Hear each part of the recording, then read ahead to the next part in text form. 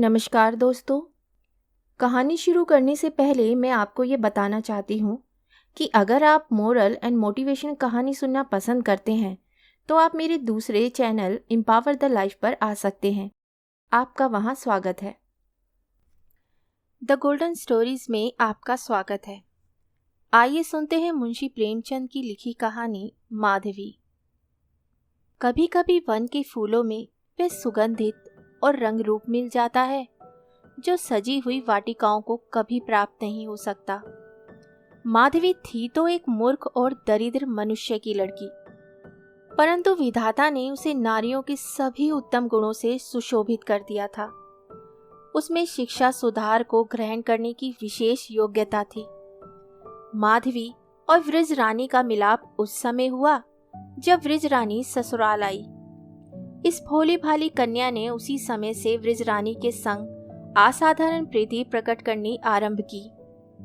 ज्ञात नहीं वे उसे देवी समझती थी या क्या, परंतु कभी उसने वृज रानी के विरुद्ध एक शब्द भी मुख से ना निकाला। वृज रानी भी उसे अपने संग सुलाती और अच्छे अच्छे रेशमी वस्त्र पहनाती। इससे अधिक प्रीति वे अपनी छोटी भगिनी से भी नहीं कर सकती थी। चित का चित से संबंध होता है। यदि प्रताप को वृजरानी से अधिक हार्दिक संबंध था तो वृजरानी भी प्रताप के प्रेम में पगी हुई थी।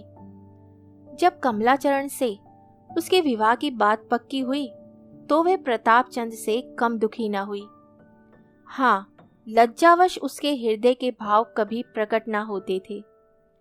विवाह हो जाने के पश्चात उसे नित्य चिंता रहती कि प्रताप चंद के पीड़ित हृदय को कैसे तसल्ली दूं। मेरा जीवन तो इस भांति आनंद से बीतता है, बेचारे प्रताप के ऊपर ना जाने कैसी बीतती होगी। माधवी उन दिनों 11 वर्ष में थी। उसके रंग रूप की सुंदरता, स्वभाव और गुण देख देख कर आश्चर्य होता था। वृजरानी को अचानक यह ध्यान आया कि क्या मेरी माधवी इस योग्य नहीं कि प्रताप उसे अपने कंठ का हार बनाए। उस दिन से वे माधवी के सुधार और प्यार में और भी अधिक प्रवृत्त हो गई थी। वे सोच सोच कर मन ही मन फूली न समाती कि जब माधवी 16 वर्ष की हो जाएगी तब मैं प्रताप के पास जाऊंगी और उससे हाथ जोड़कर कहूंगी कि माधवी मेरी बहन है, उसे आज से तुम अपनी चेरी समझो। क्या प्रताप मेरी बात टाल सकेंगे? नहीं, वे ऐसा नहीं कर सकते। आनंद तो तब है जबकि चाची स्वयं माधवी को अपनी बहू बनाने की मुझसे इच्छा करे। इसी विचार से वृजरानी ने प्रताप चंद के प्रशंसनीय गुणों का चित्र माधवी के हृदय में खींचना आरंभ कर दिया, जिससे कि उसका रोम रोम प्रताप के प्रेम में पक जाए। वे जब प्रताप चंद का वर्णन करने लगती तो स्वतः उसके शब्द असामान्य रीति से मधुर और सरस हो जाते। स्नेह स्नेह माधवी का कोमल हृदय प्रेम रस का आस्वादन करने लगा। दर्पण में बल पड़ गया। भोली माधवी सोचने लगी, मैं कैसी भाग्यवती हूँ। मुझे ऐसे स्वामी मिलेंगे जिनके चरण धोने के योग्य भी मैं नहीं हूँ, परंतु क्या वे मुझे अपनी चेरी बनाएंगे? कुछ तो मैं अवश्य उनकी दासी बनूंगी, और यदि प्रेम में कुछ आकर्षण है तो मैं उन्हें अवश्य अपना बना लूंगी। परंतु उस बेचारी को क्या मालूम था कि ये आशाएं शोक बनकर नेत्रों के मार्ग से बह जाएंगी। उसका 15वां पूरा भी ना हुआ था कि वृज रानी पर गृह विनाश की आपत्तियां आ पड़ी। उस आंधी के झोंके ने माधवी की इस कल्पित पुष्प वाटिका का सत्यानाश कर दिया। इसी बीच में प्रताप चंद के लोप होने का समाचार मिला। आंधी ने जो कुछ बचा रखा था वह भी इस अग्नि ने जलाकर भस्म कर दिया। परंतु मानस कोई वस्तु है जो माधवी प्रताप चंद की स्त्री बन चुकी थी। उसने अपना तन और मन उन्हें समर्पण कर दिया। प्रताप को ज्ञान नहीं, परंतु उन्हें ऐसी अमूल्य वस्तु मिली जिसके बराबर संसार में कोई वस्तु नहीं तुल सकती। माधवी ने केवल एक बार प्रताप को देखा था और केवल एक ही बार उनके अमृत वचन सुने थे।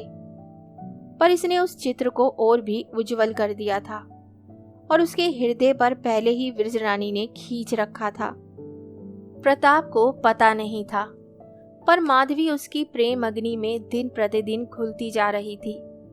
उस दिन से कोई ऐसा व्रत नहीं था जो माधवी ना रखती हो, कोई ऐसा देवता नहीं था जिसकी वह पूजा ना करती हो, और वे सब इसलिए कि ईश्वर प्रताप को जहां कहीं भी हो कुशल रखे।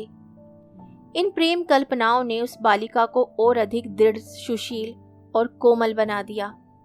शायद उसके चित्त ने यह निर्णय कर लिया था कि मेरा विवाह प्रताप चंद से हो चुका है। वृजरानी उसकी ये दशा देखती और रोती कि ये आग मेरी ही लगाई हुई है।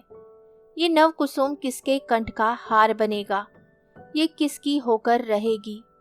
हाय रे, जिस चीज को मैंने इतने परिश्रम से अंकुरित किया और मधुशीर से सींचा, उसका फूल इस प्रकार शाखा पर ही कुम्हलाया जाता है।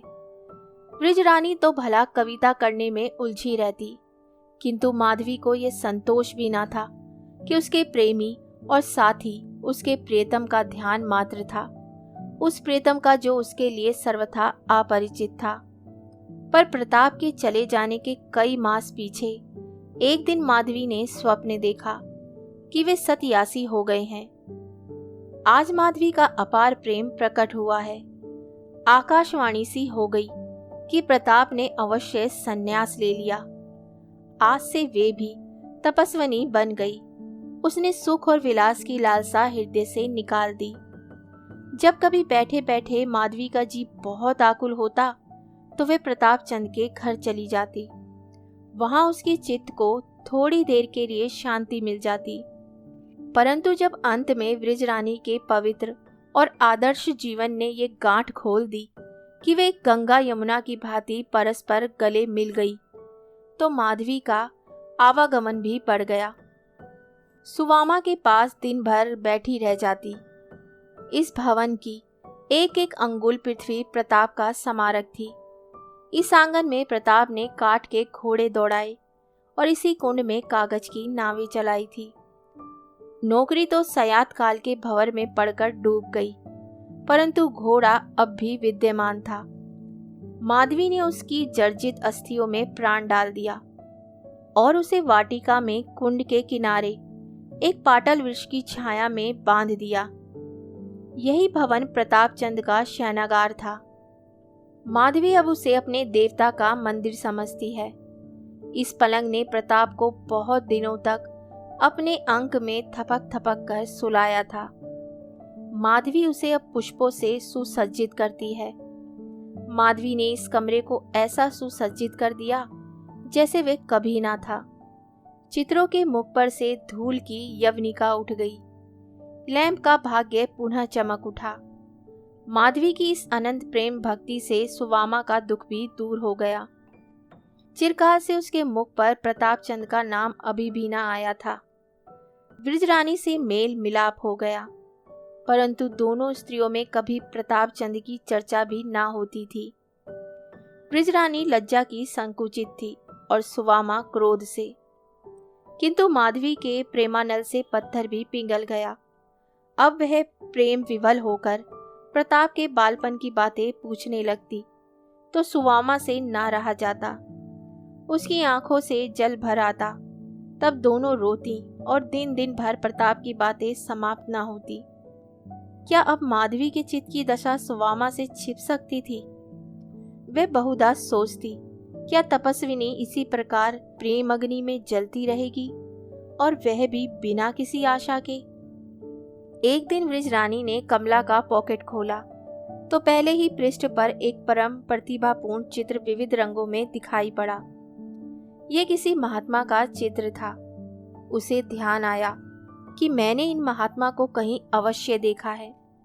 सोचते सोचते उसका ध्यान अकस्मात प्रताप चंद तक जा पहुंचा। आनंद के उमंग में उछल पड़ी और बोली, माधवी, माधवी तनिक यहाँ आना। माधवी फूलों की क्यारियां सींच रही थी। उसके चित्त विनोद का आजकल वही कार्य था। वह साड़ी पानी में लथपथ, सिर के बाल बिखरे, माथे पर पसीने की बूंदें और नेत्रों में प्रेम का रस भरे हुए आकर खड़ी हो गई। वृजरानी ने कहा, आ तुझे एक चित्र दिखाऊं। माधवी ने कहा, किसका चित्र है, देखूं? माधवी ने चित्र को ध्यानपूर्वक देखा। उसकी आंखों में आंसू आ गए। वृजरानी, पहचान गई? माधवी, क्यों? ये स्वरूप तो कई बार स्वप्न में देख चुकी हूं। बदन से कांति बरस रही है। वृजरानी, देखो देखो, वृतांत भी लिखा है। माधवी ने दूसरा पन्ना उल्टा तो स्वामी बालाजी शीर्षक लेख मिला। थोड़ी देर तक दोनों तन्मय होकर यह लेख पढ़ती रही। तब बातचीत होने लगी। वृजरानी, मैं तो प्रथम ही जान गई थी कि उन्होंने अवश्य संन्यास ले लिया होगा।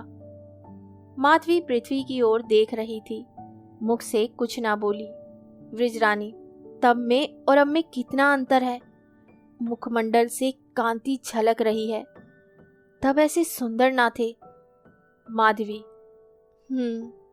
वृजरानी, ईश्वर उनकी सहायता करे। बड़ी तपस्या की है, नेत्रों में जल भरकर।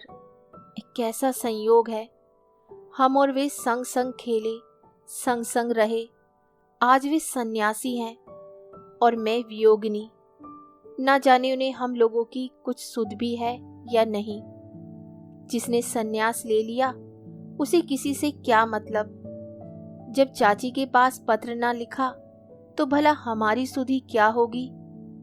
माधवी, बालकपन में वे कभी कभी योगी खेलते तो मैं मिठाइयों की भिक्षा दिया करती थी। माधवी ने रोते हुए, ना जाने कब दर्शन होंगे, कहकर लज्जा से सिर झुका लिया। वृजरानी, शीघ्र ही आएंगे। प्राणनाथ ने ये लेख बहुत सुंदर लिखा है। माधवी, एक एक शब्द से भक्ति टपकती है। वृजरानी, वक्तृता की कैसी प्रशंसा की है। उनकी वाणी में तो पहले ही जादू था, अब क्या पूछना। प्राणनाथ के चित्त पर जिसकी वाणी का ऐसा प्रभाव हुआ, वह समस्त पृथ्वी पर अपना जादू फैला सकता है। माधवी, चलो चाची के यहाँ चलें। वृजरानी, हाँ, उनको तो ध्यान ही नहीं रहा, देखें क्या कहती हैं। प्रसन्न तो क्या होंगी। माधवी, उनको तो अभिलाषा ही यही थी, प्रसन्न क्यों ना होंगी। वृजरानी, अच्छा चल। माता ऐसा समाचार सुनकर कभी प्रसन्न नहीं हो सकती। दोनों स्त्रियां घर से बाहर निकली। वृजरानी का मुख कमल मुरझाया हुआ था, पर माधवी का अंग अंग हर्ष से खिला जा रहा था। कोई उससे पूछे, तेरे चरण अब पृथ्वी पर क्यों नहीं पड़ते, तेरे पीले बदन पर क्यों प्रसन्नता की लाली झलक रही है, तुझे कौन सी संपत्ति मिल गई, तू अब शोकान्वित और उदास क्यों नहीं दिखाई पड़ती, तुझे अपने प्रीतम से मिलने की अब कोई आशा नहीं, तुझ पर प्रेम की दृष्टि कभी नहीं पहुंची, फिर तू क्यों फूली नहीं समाती।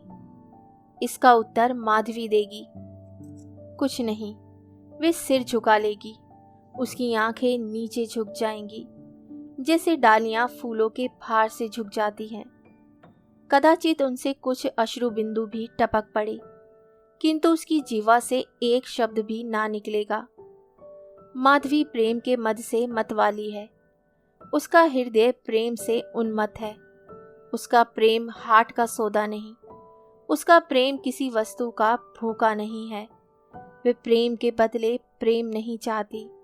उसे अभिमान है कि ऐसे पवित्र पुरुष की मूर्ति मेरे हृदय में प्रकाशमान है। यह अभिमान उसकी उन्मत्तता का कारण है, उसके प्रेम का पुरस्कार है।